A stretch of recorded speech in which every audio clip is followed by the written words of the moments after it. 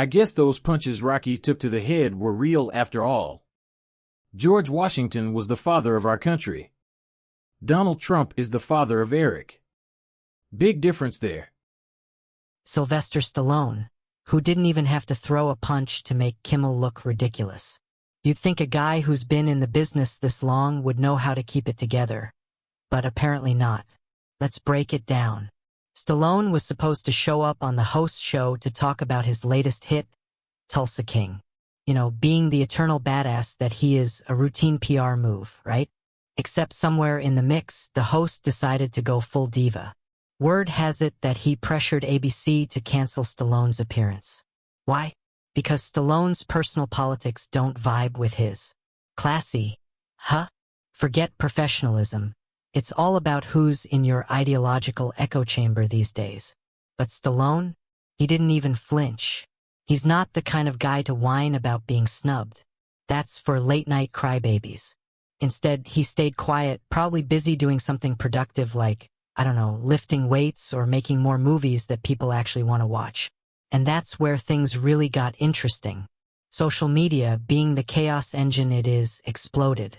Fans of Stallone, and even people who aren't exactly die-hard Rocky enthusiasts, started calling out the host for what he really is, a petty, out-of-touch host clinging to relevance. Even ABC execs reportedly cringed at the whole mess. Imagine being in a position where your bosses are face-palming over your antics. Yikes. Stallone, true to form, didn't lower himself to his level. No angry tweets, no press statements, he just moved on, appearing on platforms that actually value open conversation. Yeah, Stallone's been chatting it up with Joe Rogan and Greg Gutfeld, two guys who know how to stir up a conversation without devolving into juvenile potshots. And guess what? Those appearances are racking up views. Because Stallone understands something the host doesn't. Authenticity matters. So why did he go nuclear in the first place? Well, insiders are saying his ratings are in the toilet. Shocker. Apparently, his shtick of smug, politically charged humor isn't landing like it used to.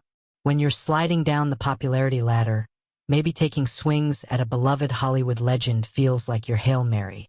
But if that was the plan, it backfired spectacularly. And let's not ignore the bigger picture here. This whole thing isn't just about one late-night host's meltdown. It's a symptom of a broader issue. Hollywood's obsession with being woke and virtuous is starting to eat itself alive. People are getting tired of being lectured by millionaire comedians who live in gated mansions. His little outburst is just another example of that disconnect. He's playing to a shrinking audience that's more interested in clapping for their own worldview than, actually being entertained. Meanwhile, Stallone's approach is a masterclass in how to handle nonsense. He doesn't need to stoop to petty drama to stay relevant. The man's body of work speaks for itself. And while the late-night host is over there throwing tantrums, Stallone's probably planning his next big move. Because winners don't waste time on losers. The host's antics also shine a light on a trend that's become way too common in entertainment. Instead of creating meaningful content, hosts like him rely on controversy to get clicks. It's a cheap trick that might work in the short term, but almost always comes back to bite. Audiences aren't stupid. They can see through the act. And when the act gets stale, there's no redemption arc waiting at the end. What makes Stallone's silence so powerful is how it contrasts with the host's desperate flailing. The more he swings, the more he misses. Stallone, meanwhile, just stands there. Steady, unbothered, and undeniably cool. It's the ultimate flex. He doesn't have to prove anything to anyone.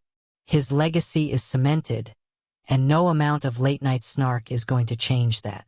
First off, Stallone's no stranger to stirring the pot. He's been open about his admiration for Donald Trump, going as far as to liken him to historical icons like George Washington. It's a bold stance that's earned him both applause and eye rolls. For Stallone, Trump embodies resilience, disruption, and a refusal to conform, qualities that mirror the persona he's spent decades cultivating on screen. He's the underdog punching up, whether it's against Apollo Creed or Hollywood's increasingly progressive echo chamber.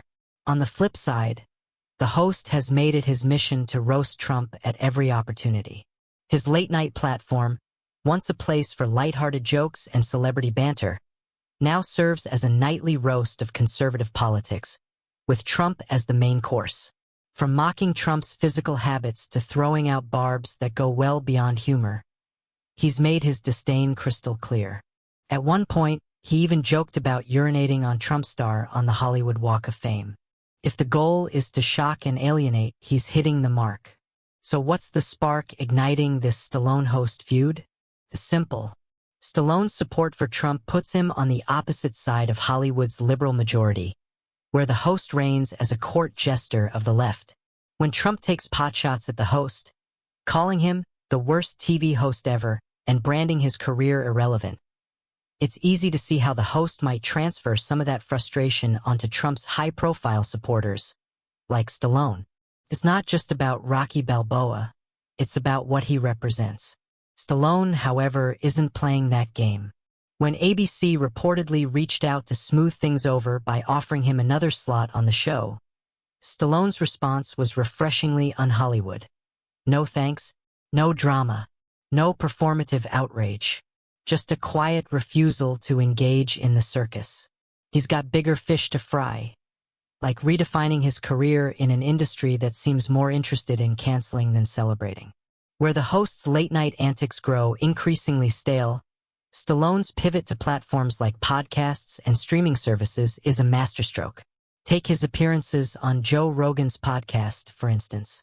Instead of petty drama, he's talking about his creative process, the challenges of Hollywood, and his future projects, like the critically acclaimed series Tulsa King. The show is a gritty, no-nonsense tale that ditches cliches for authenticity, a mirror to Stallone's approach to life and work. But why does this matter? Because Stallone's move highlights a seismic shift in how audiences consume content. Late-night TV, with its canned laughs and partisan preaching, is becoming obsolete. Viewers are flocking to podcasts, YouTube, and other independent platforms where real conversations happen. They're tired of being talked down to by celebrities who act like moral arbiters. Stallone gets it. The host, on the other hand, seems stuck in a time when Hollywood dictated culture instead of chasing it. The host's struggles are part of a bigger problem plaguing late-night television. Once a cornerstone of American entertainment, these shows have devolved into echo chambers, recycling the same tired jokes and narratives.